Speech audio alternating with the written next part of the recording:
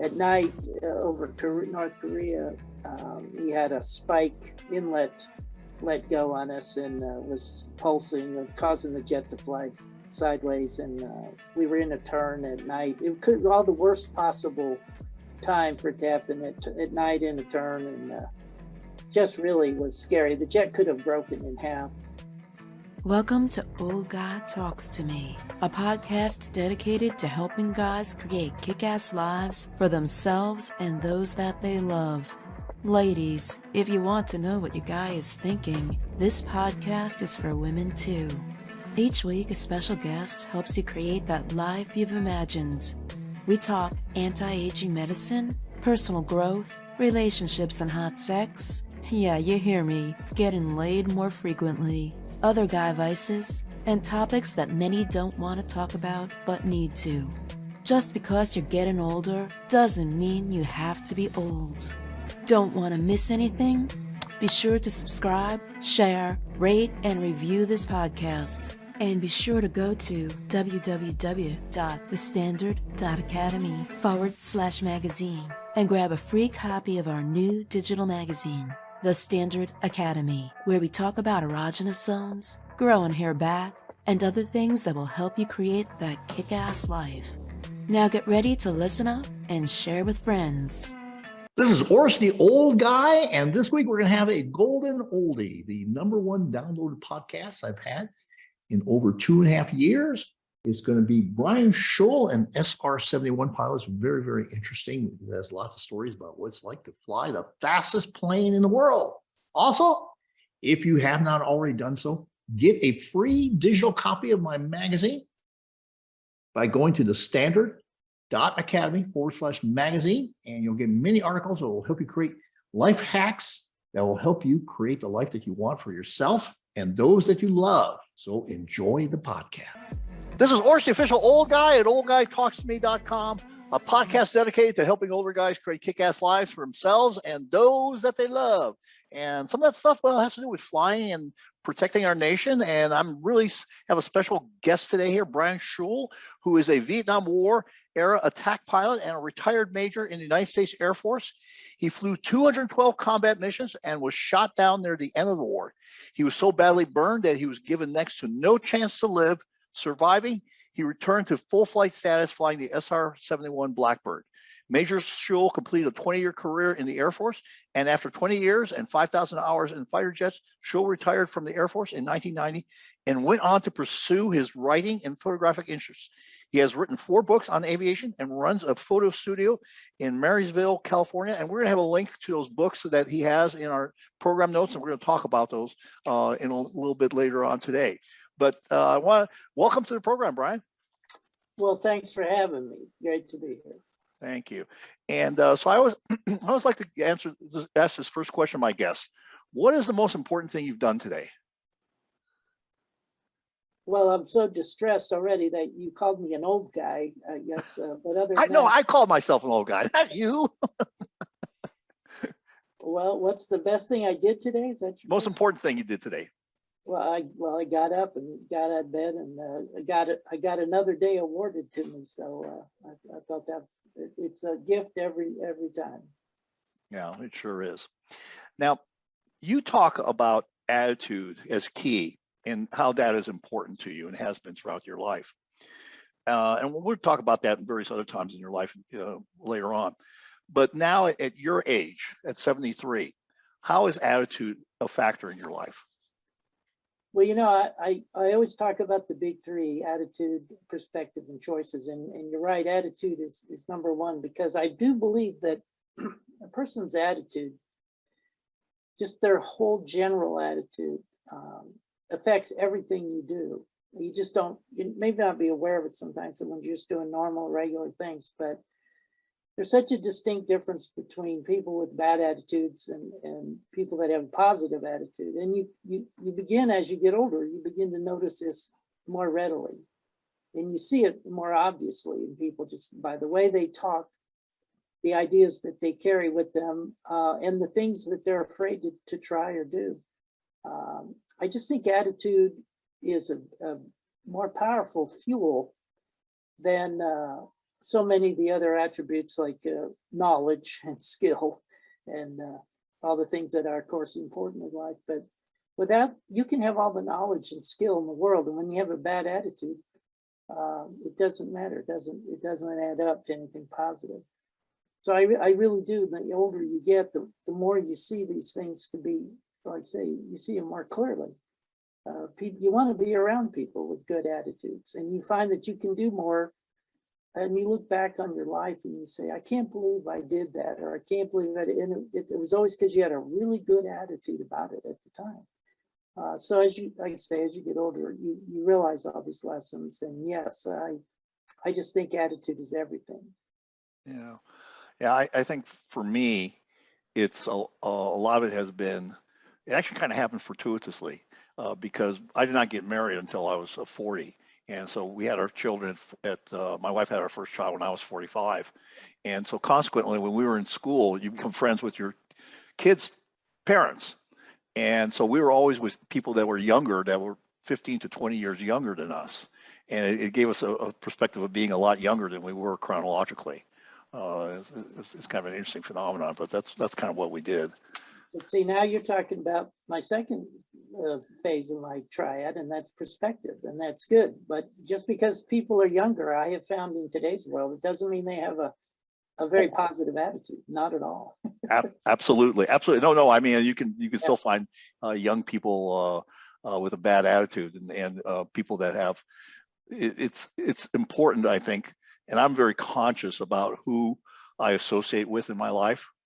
And I think people have a bad attitude or have poor, how should I say, poor integrity and things like that. I cut them out very, very quickly because they can. It's very contagious in many ways. But it really is. It really is. And I find that more people have poor attitudes today than when I was younger, just for a host of reasons of where we are in history, I guess. But it's just evident, like say, as you get older, you get more of the clutter out of your life, and you want to make the most of each day, and things become more clear to you. Little things aren't as important. So to me, that's good that you were able to have that perspective of being around younger children. Well, we were always around people that actually did things, that were doers, and didn't just let life come to them. They actually engaged in life in a very exciting and productive way. So it's always pretty good. So I found your story when you were shot down in Vietnam to be absolutely incredible in terms of how you recovered from that. And I think one of the parts that I remember that I listened to was the fact that the special forces team was really forcing the pilot to get down on the ground. Can you tell us a little about what that experience was for you and how it shaped your life for the future?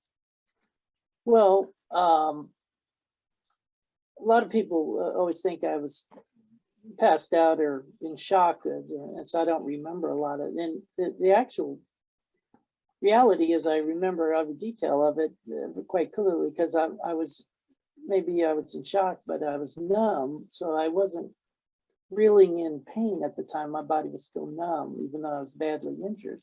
So I was aware of all my surroundings quite clearly. I heard people talking, I could see what they were doing, and I was more in a state of calm because I wasn't really feeling anything. I just knew that I was badly injured and I was in shock, and my body was just going into that adrenaline stage of that shock stage where you just don't feel anything. The pain hadn't set in. So I could hear the rescue effort going on, and the frustration of the guys it was a very remote area. It was a difficult area to access. And but then their great joy when they finally got a chopper down there, and someone that was able to get me on the chopper. And I remember very distinctly, one of the things I most remember is when I got on the helicopter, they laid me on a stretcher on the floor of this chopper, which was really loud and shaky. I was looking up at this medic who had a big red cross on his helmet. I just remember looking at that, and I thought, well, I'm just going to be okay now. Everything will be fine now. There's the Red Cross. And I'm sure I'll be okay in a few hours. They'll patch me up and I'll be back in action. And this man looked at me and he had just very large black guy. And he had the saddest look on his face. He was looking at me and he had these syringes in each hand for morphine, and he was going to give me large doses of morphine. And he realized he couldn't put the needles anywhere in my arms. They were just so badly burned.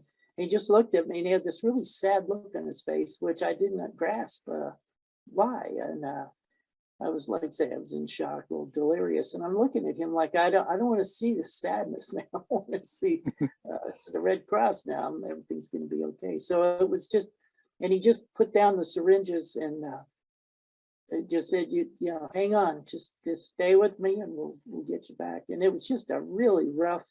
If you've ever ridden on a helicopter, they're rough enough, but you're laying on the floor. It was, I figured that the ride back would probably kill me and shake all my bones into dust here before I get there. But he was really, it was just great to see the effort so many people made. You know, one of the big parts of my story I try to emphasize when I do interviews like this is a lot of people make a big deal about Brian Shul and my story, and it is an amazing story. But it isn't to say Brian Shul is an amazing, heroic person, or he was brave or courageous or extra strong or anything like that. The real point of my story to me is that it took a lot of people behind the scenes to get me through my story to where I am today.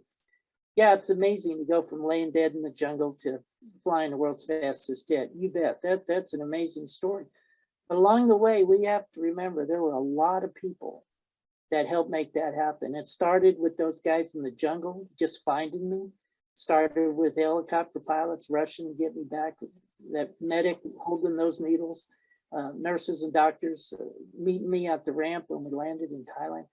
Every person along the way, there are hundreds and maybe even thousands of people in my story that helped put me back in the cockpit. And you know, I can't remember everyone's name. I don't remember every individual. Many of them have a permanent place in my memory. You'll never forget. So it's important to say that right up front. I never have felt like I did anything courageous or heroic in any sense of the word. I'm always a little uncomfortable. People use that hero word, and I understand how they mean it. I graciously accept their thanks for your service and that sort of thing. But I really, I want to let people know, you know, we don't just do it alone. It's not a solo effort. There's a lot of good people out there in the military and in civilian life that were instrumental in getting the pilot back into the cockpit. So it started right there with those guys in the rescue. Yeah. So keeping on the theme of attitude, you had when you were in the hospital, you dropped a bunch of weight. I think a whole bunch of pounds, and you weren't eating and things like that. And there was one day that you had a attitudinal change. What was going on through your mind when you had that attitudinal change? Well, I'd reached rock bottom. I went down to 119 pounds, and I was pretty much giving up mentally. My body was failing physically, but the real tragedy was that I was failing mentally, because that was would kill me. And I wanted to give up, and I basically wanted to die, which is a horrible thought now that I have a hard time believing I actually felt that way, but I did. And I just remember hearing the kids one day play on the soccer field outside, and I had reached rock bottom to where I just couldn't feel any worse, and I had to live through another day. And I thought, why does the God just let me die? That I can't do this. The road back would be way too hard, and I definitely didn't feel like I was up to it. And I just remember hearing Judy Garland coming on the radio singing "Somewhere Over the Rainbow," and it wasn't so much just hearing that song, it was seeing the kids playing soccer out there and recognizing and remembering that I was those kids at one point in my life, and how disgusted I was with myself for this total giving up attitude. and how it reminded me of, my roots of being a kid living on Marine Corps bases. My dad was a Marine, and playing ball every afternoon. And if you fell down, you just got back up again. And it just brought back a sense of being that I thought, okay, you know what? Even if I do die, it's okay. That was just my fate, but I'm not going to go out with a bad attitude. It really bothered me that I was being a quitter. And that was just something I'd never been or wanted to be. So it just changed my attitude. The whole scene and the sound of that song and the kids out there looking out my third floor window from my bed, I could hear them playing soccer every afternoon. So the next day I approached the whole day with a different approach. I still felt just as bad. I still was in as much pain.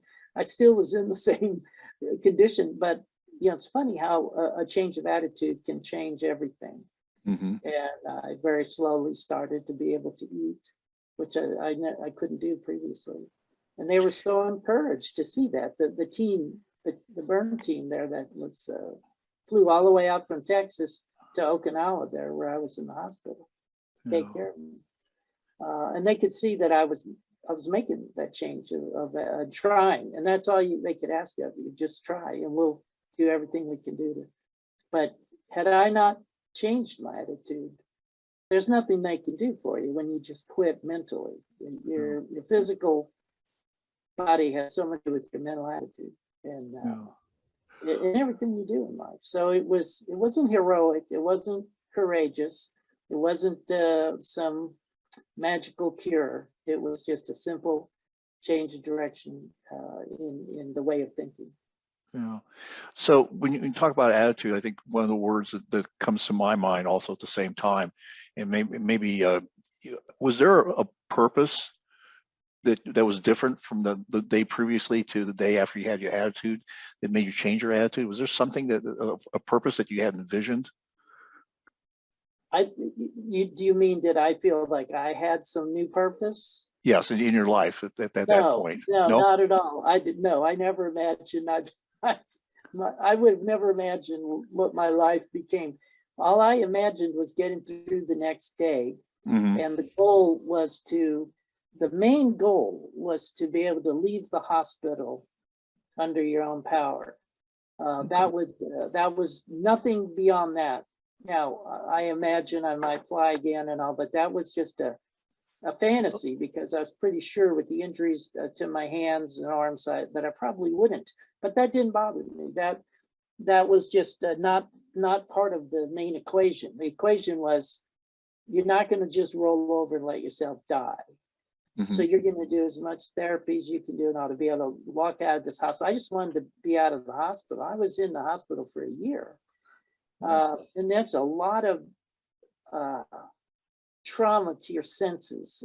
If Mm-hmm. you're a young, outdoor, active, athletic person, the goal was just to get out.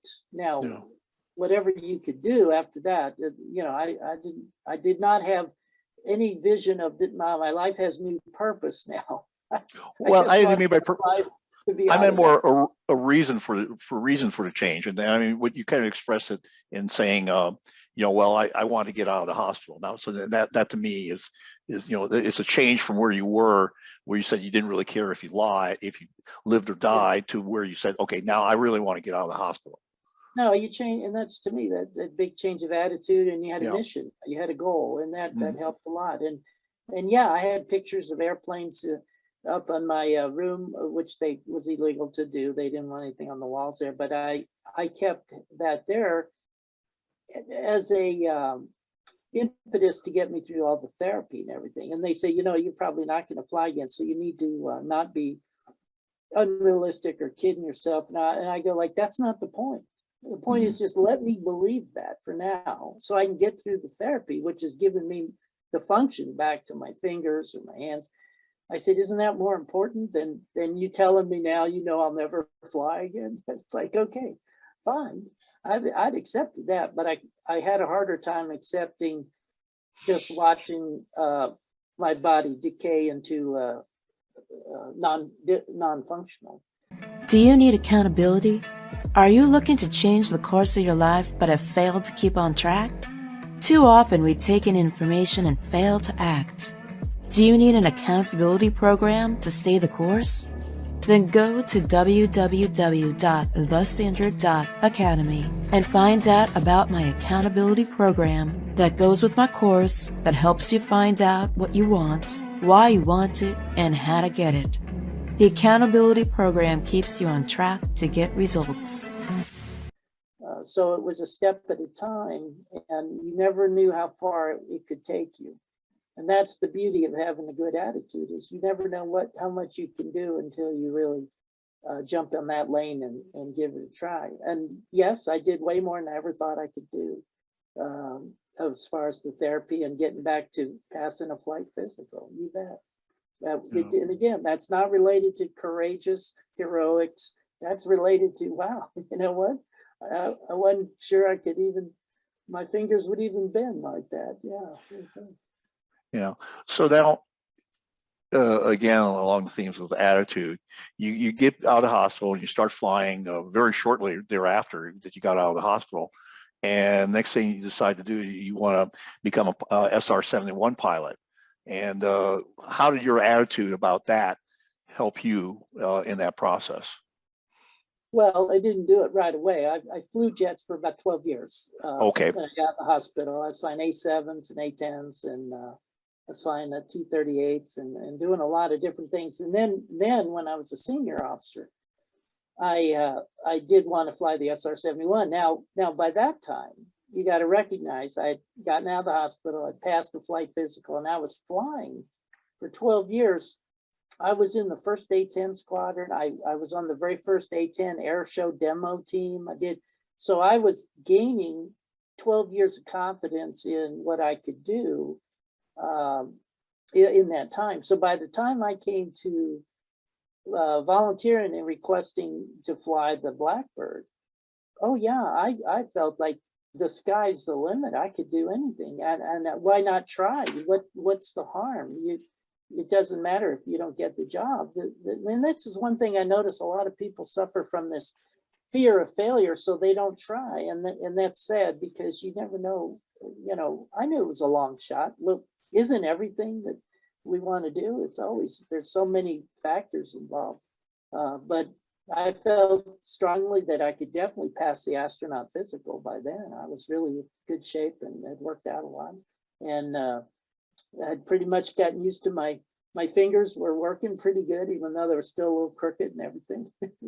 And they looked at it, that astronaut physical is real thorough. It's a 2-day thing. And they said, man, guy scored terrific on it, so we can't, flunk him.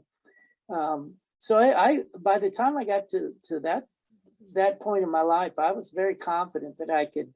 I was still young. I was really in shape. I'd worked out for 12 years really hard, just because I was so thrilled to be out of the hospital, and I had to keep stretching my scar tissue all the time. So I was basically going to be a gym rat for life, to just keep stretching and keep maintain the health that I had when I got out of the hospital.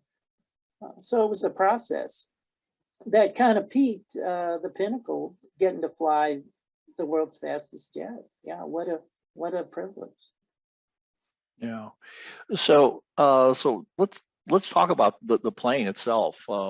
There's several characteristics that are really kind of unusual, and maybe you can kind of talk to us a little about some of the engineering and some of the things that it's flies more than 2,200 miles per hour, and altitudes of over 85,000 feet, and those type of things. But one of the things I've always found intriguing about the plane, I never really heard the backstory. Maybe that the plane leaks fuel while it's on the ground and it's subsonic speeds, and then it tightens up and the seams close up. How I find that, how did anyone even think to do that from an engineering standpoint?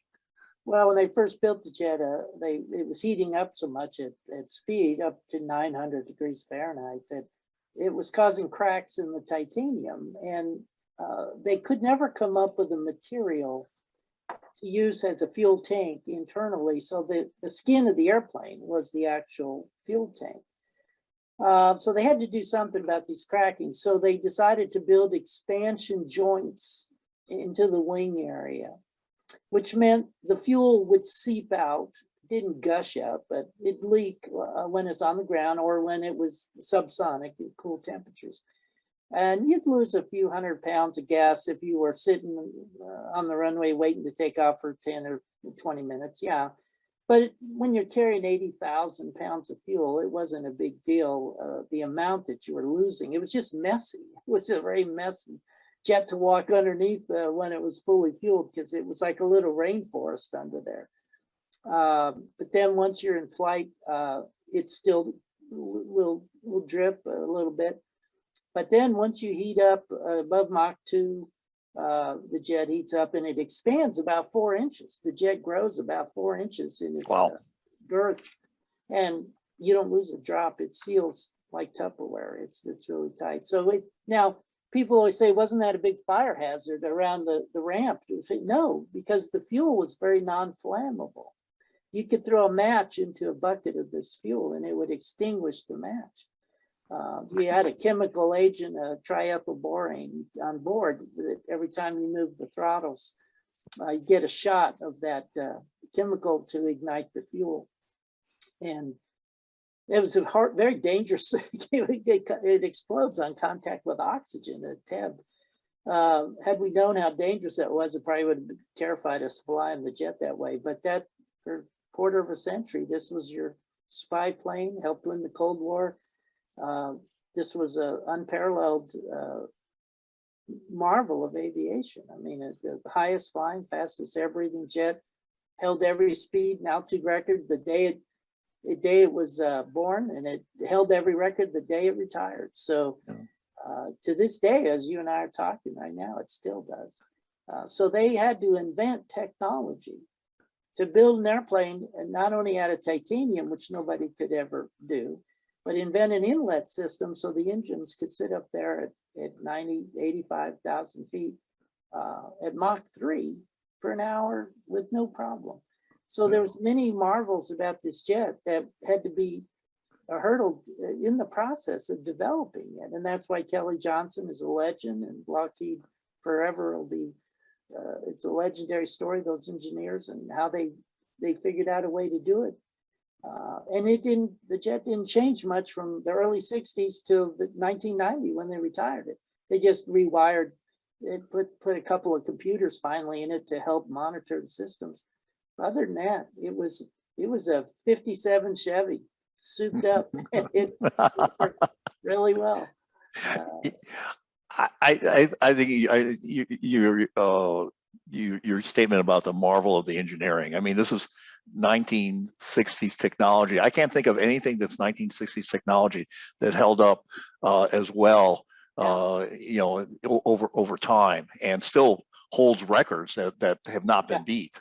Well, think of the genius you had to have Kelly Johnson and Ben Rich and those guys at the Skunk Works to contemplate not only the design, but then contemplate how to make it happen and what to build it out of. And then to overcome some of these hurdles with the heat, the leaking, the temperatures, the high altitude environment. I mean, there were a lot of things. And then the fact that this jet flew for over a quarter of a century, providing valuable intelligence for 6 different presidents, did more to help win the Cold War than you can imagine. So it's missed, but it has a very proud history. Only 90 men in history got to fly it. Yeah. I always said I appreciated it a little bit more than the other 89. I'm really glad that was a great experience. Now, I understand that there's a SR-72 in the works, or it's being thought about, or what I've read a little bit here and there, it's an unmanned rocket type vehicle, so it's quite different. Oh, it's quite okay. I did not realize it was unmanned. Yeah, it's sort of a drone rocket. And now, don't confuse rockets with air-breathing jets. Like the X-15 went Mach 6. That's a rocket, and only did it for so many minutes. This is an air-breathing jet that could sit up there and cruise at Mach 3 with ease. So that's what you want to have. You want to have an airplane that's useful, that It's not just a rocket. You can build tremendous rockets. Yeah. So. At those kind of speeds, how many miles does it take to make a turn? Well, if I want to make a 180, I'm in Texas. I won't roll out in the state of Texas. But you're doing a mile every 2 seconds. Mm-hmm. So you can't pull too many G's on that turn. It's might take you a couple states. Now it burns through a lot of fuel. Oh, yeah. And the refueling process is pretty from what I gather, it's interesting because you have to drop your speed considerably to be with the tanker. Well, yeah, the tanker's going to give you about 300 knots, maybe 305 on a good day, and at about 290, this jet's falling out of the sky at that altitude and at that weight and speed. So it's not the most fun thing to do. You try this at night. You're hooking up with the tanker at night in a turn in weather. It's just horrendous. But you got to sit on the boom for about 15 minutes, which is, again, an eternity to take on 65,000 pounds of gas. So you're changing your whole gross weight by over 60,000 pounds. Start to fall off the boom. You have to light one burner ever so gently to stay on the boom, which means now you're flying sideways.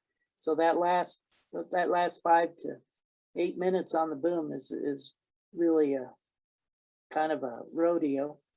And again, you try this at night in a turn in weather. And it's just they don't pay you enough. But you got to get the fuel. You do that at least 2 to 4 times on a mission to make it all work.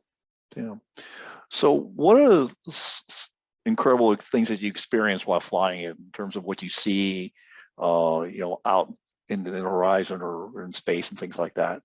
Well, to me, it's just a beautiful sight up there. Once you're up there cruising at, say, 80,000 feet, it's an incredible view of the world. You're not just looking at the San Juan Mountains in New Mexico. You're seeing the whole Rocky Mountain chain from Canada to New Mexico. And all of a sudden, you have to recalibrate your eyes to what it is you're actually seeing. You're seeing geographical swaths of ocean and land masses that make you feel like you're looking at a geography book. It's beautiful. It's one of the reasons I was motivated to want to carry a small camera in the cockpit, get some pictures of that. And that's one of the things I'm proud of in my book is I can show the reader what that looks like. It looked like the geography book you'd see in the library, and you're flying over places that I always called virgin geography that you would never be over unless you're flying spy missions in this airplane. You just wouldn't be flying over that area. I've seen the Arctic Circle. I've seen the icebergs. I've seen the unbelievable mountains in Asia, snow-covered Northern Europe, Russia. Just the coldest looking Norway and Arctic lands, just white, and you see so much land mass. It took your breath away. I think the most impressive thing, and I write about this in my book, I give about 3 pages to it, is I turned off all the lights in the cockpit one night to view the stars. It was pitch dark, no moon, and I just said, I wonder what the stars would look like. And I was afraid to shut off all the lights, but I did it. It was a straight leg. It was a training mission. We weren't doing anything, any real mission. It was just a training mission around the Pacific Ocean, and totally dark. We had one leg that was like a 12-minute straight racetrack leg, which was rare. And I turned all the lights off and looked out, and the Milky Way was almost blinding. It was so bright, and shooting stars every 2 seconds. I mean, it was the most phenomenal planetarium I've ever seen. Seeing being 80,000 feet above the atmosphere and seeing that. So that was probably the most amazing. Then I realized when I looked back in the cockpit, I didn't even have to turn the lights on. Starlight was illuminating everything in the cockpit for me. So it was probably one of the more lifelong memories I'll ever have of my flying days. I only got to do that once. And, it was definitely, I can still see all these little galaxies and things more stars than I'd ever seen at one time. Yeah, it's amazing how many stars you can see, and when it's really dark. I remember being on a rafting trip in Idaho, on the East Fork of the Lower Salmon, and it was just pitch black, and you could actually see. Most of the time, you can't see the Milky Way from the city or whatever, but you can actually see it from there. It's absolutely amazing. Did you ever experience any in-flight emergencies? We had several, a couple. Usually, the jet was pretty reliable. We had one oil pressure, a pretty simple thing. We had to land in Colorado. We were on our way to Cuba from California, and so we landed. It was quite a big to do. I think my favorite part of that whole emergency was when we were on short final. They had to get TWA off the runway. Said TWA 421, clear the runway immediately. I thought, man, that's the first time I ever got any priority over a civil aircraft. Then we landed there and we were fine. The worst one we had was at night over North Korea. We had a spike inlet let go on us and was pulsing, causing the jet to fly sideways. And we were in a turn at night. It could all the worst possible time for it to happen at night in a turn, and just really was scary. The jet could have broken in half. We limped home to Okinawa, slowed down, descended, and brought it back. And there was hydraulic fluid the whole side of the airplane. They said there's no way you could bring this plane back. And they had never seen that in the history of the program. The spike in the inlet had never gone full aft and full forward repeatedly for a number of sequences. It's amazing the jet held together. It's pretty tough, but we did all our procedures. We had really good simulator training as a crew, and you flew with the same guy all the time. My guy Walter was terrific. We were really lucky to get it back, and glad we had all that training, because that was a major. The jet could have just broken half, and it was a pretty cold night over North Korea. Bailing out. Yeah. So this may seem like a question, like a very basic question. Did you have a parachutes? Well, yeah, you're in a spacesuit, but you have an ejection seat with a parachute and everything. So the idea was the spacesuit would protect you if you ejected at this high Mach, which no one ever wanted to really do. Hopefully you could slow down, but it was to protect you. And a couple guys actually bailed out of the plane and successfully. They were going slower. Okay. Thank you for joining Dr. Orist and his incredible guest. Like what you heard and learned? Then be sure to do 3 things. 1, subscribe so you don't miss the next episode. 2, share this with someone who may need to hear it. 3, leave a review and rate this podcast. Opt in at www.thestandard.academy/magazine and get our free digital magazine with savings, articles, and deeper dives into cool controversy. Be the guy who takes action. Without action, you're not going to get the results you want. Thank you again, and make it a great day.